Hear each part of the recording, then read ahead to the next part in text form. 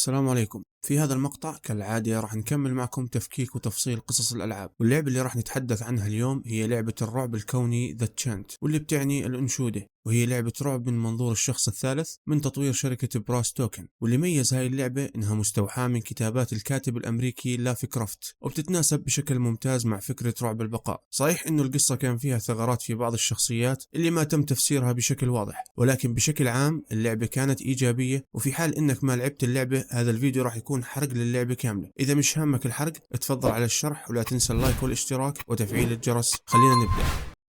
تبدأ اللعبة مع امرأة شابة اسمها جيسيكا برايرز، وهي بتمارس رياضة الجري، وفجأة وقفت عند بركة ماء لكونها شافت فتاة طايفة على وجهها في الماء. ومن خلال هذا المشهد بتتضح انه جيسيكا بتعاني بنوع من انواع الصدمة النفسية او الهلوسة، لأنه الفتاة اللي شافتها في البركة اختفت. خلال هذا الوقت جيسيكا اتصلت على صديقتها كيم، واللي ما أجابت على التليفون بوقتها، وتركت لها رسالة نصية أنه في موضوع بينهم لازم يحكوا فيه. بعد فترة قصيرة بتظهر جيسي على متن قارب، وكانت متوجهة على منتجع بداخل جزيرة اسمها المجد. والفكرة من ذهابها لهناك إنها كانت راح تحضر شيء اسمه العلم المنشوري، واللي بركز على استعادة العقل والجسد والروح. طبعا السبب الرئيسي لحضور جيسي المفاجئ لهناك إنه أختها الصغيرة ماتت غريقة، وكانت جيسي تتحمل الصدمة والمسؤولية، وكانت تهلوس بسبب موتها. بعد وصول جيسي للجزيرة بتلتقي في صديقتها كيم هناك، وأثناء مسيرهم في المنتجع بظهر أمامهم مجموعة من الذباب، واللي عمل لجيسي صدمة وسبب لها حالة فزع خلاها تتصرف معه بشكل عصبي بواسطة عصا صغيرة ملفوف عليها عشبة الميرامية.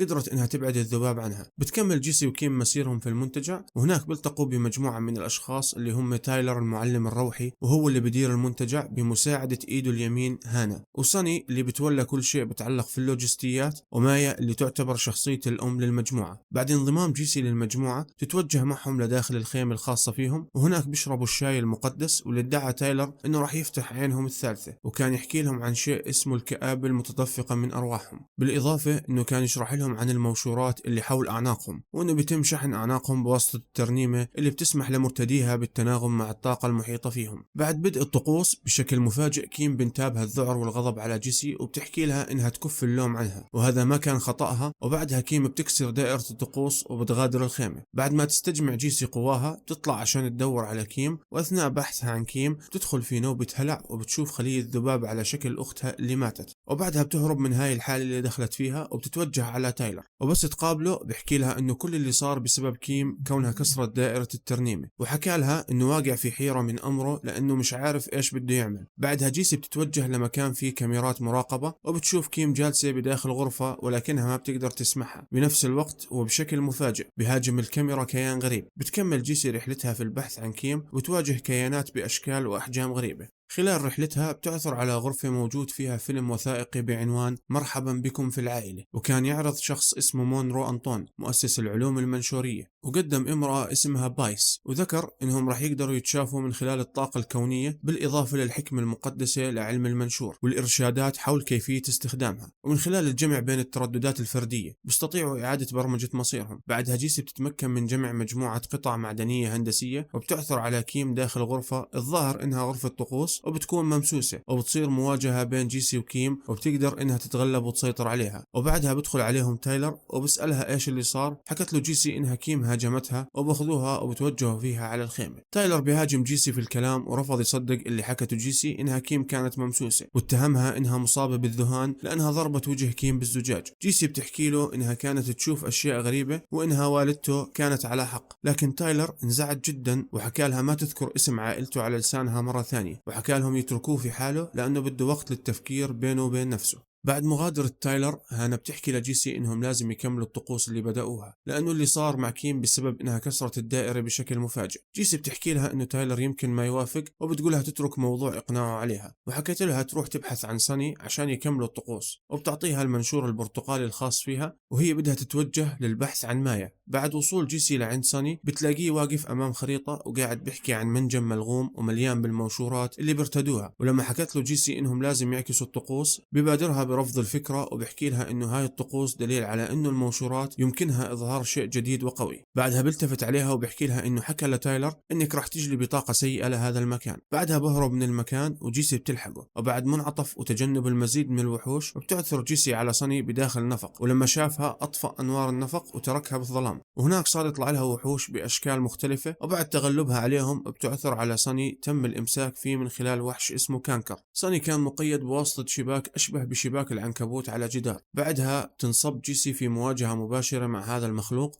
وفي النهاية بتنتصر عليه وبتحرر صني من القيود اللي كانت عليه. ولكن للأسف صني مات بسبب خروج بعض الأشواك من جسده، واللي تبين أنه نوع من أنواع الفيروس أصاب جسده. جيسي بتهرب من المكان وبتتوجه لخيمة الجيودم، وبتلاقي هانا هناك، وكانت كيم بعدها غير مستجيبة وفاقدة للوعي. جيسي حكت عن الأخبار السيئة اللي صارت معها. هانا حكت لجيسي أنهم بحاجة لكل شخص على قيد الحياة عشان يكملوا الطقوس، وحكت لها أنه مؤسس علم المنشور مونرو أنطون واللي هو جد تايلر استخدم منارة في الجزيرة للسيطرة على الظلام والمخلوقات. جيسي أشارت من خلال كلامها أنه إذا كان تايلر عنده علم بهاي الأمور فهو كان يكذب عليهم ويضللهم. بعدها بتتوجه جيسي لمايا، وهناك بدور بينهم حوار، وأثناء حديثهم مايا سألتها عن سبب وفاة أختها. جيسي حكت لها أنه أختها أنجي لما كان عمرها 10 سنوات كانت ترافقها هي وكيم على الشاطئ اللي جنب مقصورة بيتهم، وعشان يضايقوها وما يخلوها تلحقهم حكت لها كيم أنه في كنز غارق في قاع البحيرة. وكالعادة أثناء جلوس جيسي وكيم على الشاطئ كانوا حاطين سماعات على أذانهم ومش منتبهين لأي شيء حواليهم. في هاي اللحظة أنجي نزلت على البحيرة وغرقت هناك،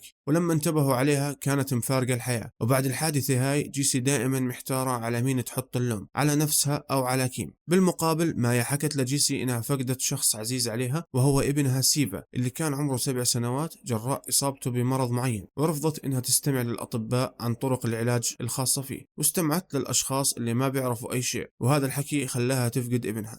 أثناء مسير جيسي مع مايا حكت لها مايا إنه سيفا ابنها كان يتحدث معها من خلال الظلام، لغاية ما اقتنعت بفكرة إنه الظلام بظهر لك الأشياء اللي أنت بدك إياها وبتضل تفكر فيها. وبعد وصولهم لمكان الظلام مايا بتسمع صوت ابنها سيفا وبتدخل لداخل الظلام مع محاولة جيسي لمنحها، لكن جيسي فشلت في إنها تمنحها وتوجهت لطريق ثانية عشان تبحث عن المنارة. وبعد عدة مواجهات مع الأعداء في الطريق وصلت للمنارة، وهناك التقت مع مايا. مايا وضعت موشور لونه أخضر بداخل جهاز موجود في المنارة، وأصدر شعاع قوي لونه أخضر. هذا الشعاع كان لازم يتم توجيهه على الموشورات الموجودة في المكان عشان يكسر حاجز الظلام. وبعد مواجهات عديدة مع الأعداء بتتمكن جيسي من إعادة تشكيل الموشورات مع المنارة. بعد رجوع جيسي للمنارة بتتفاجأ في مايا بتحكي لها إنها مع سيفا، ولما نزلت عليها من المنارة كانت ممسوسة وشكلها مخيف. وهون ما كان على جيسي إلا إنها تقاتل مايا، وبعد المعركة اللي دارت بينهم تتمكن جيسي من هزيمتها، وفي النهاية بتم القضاء على مايا من أحد المخلوقات الكئيبة. بعد الأحداث هاي جيسي بترجع للمعسكر وبتحكي لهانا عن اللي صار معها. هانا حكت لجيسي إنه تايلر معه موشور أحمر بيقدروا يستخدموه عشان يسيطروا على الكآبة والظلام، بالإضافة إنهم لازم يستخدموا قناع مونرو، وقرروا إنهم يروحوا يتحدثوا مع تايلر بالموضوع، ولكن لازم يتحايلوا عليه لأنه حساس بخصوص مواضيع عائلته. وبعد تفكير وجدوا خطة تضليله بحيث إنه هانا راحت تلهي تايلر، وجيسي تسللت لخيمته وتمكنت من سرقة الموشور الأحمر. بعد سرقة الموشور الأحمر هانا حكت لجيسي إنهم لازم توجهوا على البلدة القديمة كون القناع هناك، وهي البلدة كان يعيش فيها طائفة في السبعينات بقيادة مونرو. وأثناء مسيرهم بتنفصل هانا عن جيسي بواسطة حجاب ظلامي، وبسبب الموشور اللي معها ما بتقدر تخرج منه. بتوجب على جيسي إنها تكمل طريقها من مكان ثاني عشان تلتقي مع هانا. بالفعل بعد تجمعهم مرة ثانية بيلاقوا البلدة القديمة وبدخلوا عليها، وبعد عدة مواجهات مع الطوائف والكائنات اللي هناك بتوجب عليها تعثر على مجموعة من الأجرام السماوية وتجمع من كل واحد لون عشان تحل لغز الباب ويدخلوا لمكان القناع. وبعد جمعهم للقطع بتمكنوا من الدخول، ولكنهم بتفاجئوا بمونرو المتوفي بيرتدي القناع، وكان القناع مسيطر على جثته، وبتصير مواجهة بينهم، وفي الأخير بتتمكن جيسي من هزيمته واسترداد القناع. خلال هذا المشهد وبشكل مفاجئ بيظهر تايلر وبحكي لهم انه القناع بخصه، وبطلب منهم يرجعوا له اياه. وبعد مناوشات في الكلام هانا اعطت القناع لتايلر، وفي هاللحظه بوقف مونرو وبمسك تايلر من راسه بشكل قوي وبطلب منه يرجع له القناع. تايلر بيحكي لمونرو انه حفيده ومن عائلته، ولكن بسبب تعطش مونرو للسلطة حكى لتايلر إنه والدته الكرنيبة تخلت عنهم في السبعينات، وبسبب قوة الموشورات اللي بتمتع فيها مونرو من شدة ضغطه على رأس تايلر اختفى تايلر زي الطيف، وبرجع مونرو لشكله الحقيقي وبرتدي القناع. الآن بترجع المعركة من أول جديد بينه وبين جيسي، ولكن جيسي تمكنت من هزيمته بواسطة الطاقة الموشورية، وبعدها أخذت القناع وتوجهت هي وهانا للمعسكر. وهناك التقوا مع كيم اللي كانت صاحية من غيبوبتها وكانت فاقدة الذاكرة عن اللي صار معها. في هاللحظة هانا طلبت من جيسي الموشور الأزرق اللي معها عشان تكتمل دائرة القناع، ولكن للأسف هانا كان في بالها مخطط وكشفته بعد ما أخذت الموشور، وحكت لهم إنها بدها ترجع مايا وتايلر وسوني على قيد الحياة. جيسي حكت لها إنه هذا كآبة الظلام وما راح يرجع حدا على قيد الحياة، وعشان تبعدهم عنها هانا هاجمت كيم وجيسي وضربتهم بواسطة القناع وأسقطتهم على الأرض. بعدها لبست القناع وهربت لمكان على قمة أمام بوابة ضخمة، ومن خلال القناع بتندمج هانا مع البوابة وبتظهر جميع وجوه أصدقائهم اللي ماتوا. الآن ما في قدام جيسي إلا أنها تواجه هانا وهذا الكيان الغريب، وبالفعل بتتمكن من هزيمتهم. وبعد هيك راح تظهر لك نهاية اللعبة حسب طريقة لعبك اللي لعبتها والحوارات اللي أديتها مع الشخصيات. اللعبة بتعتمد على 3 نهايات وهم العقل، الجسد، الروح، وراح نشرحهم واحدة واحدة.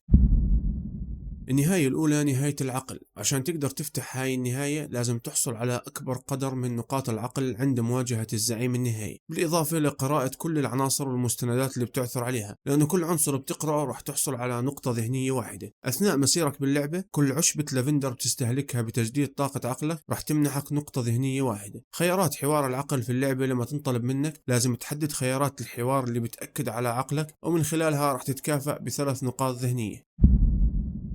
النهاية الثانية نهاية الجسد. هاي النهاية راح تحتاج للتركيز على تجميع أكبر عدد من نقاط الجسم من خلال القضاء على الطوائف من المخلوقات الغير كئيبة، وراح يتم مكافأتك بنقطة جسد واحدة لكل عملية قتل. من خلال استخدامك للزنجبيل لتجديد طاقة جسمك راح تكتسب نقطة واحدة للجسم لكل استخدام. خيارات حوار الجسم لازم تكون حوارات بتسلط الضوء على براعتك البدنية عشان تمنحك 3 نقاط للجسم. وعشان تكون فرصتك كبيرة بالحصول على هاي النهاية لازم تتجنب قراءة كل العناصر اللي بتلاقيها، لأنها راح تضيف نقطة واحدة لإحصائيات عقلك، بالإضافة لعمليات القتل الغير ضرورية للمخلوقات الكئيبة لما يكون مش مطلوب منك، لأنه راح يمنحك نقاط للروح. لا تختار خيارات حوار العقل أو الروح، خليك ملتزم بخيارات حوار الجسد عشان ما تكسب نقاط في الإحصائيات الثانية. خليك متجنب استعادة طاقة العقل أو الروح إلا إذا لزم الأمر.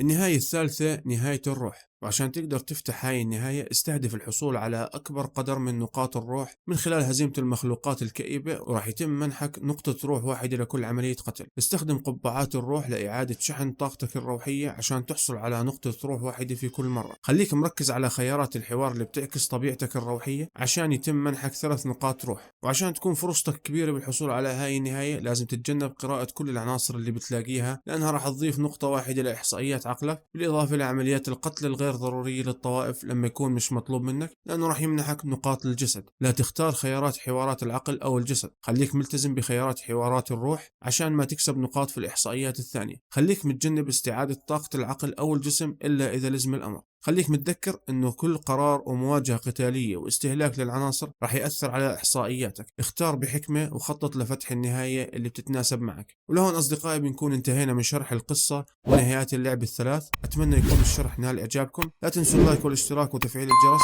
نلتقي بفيديو جديد ان شاء الله.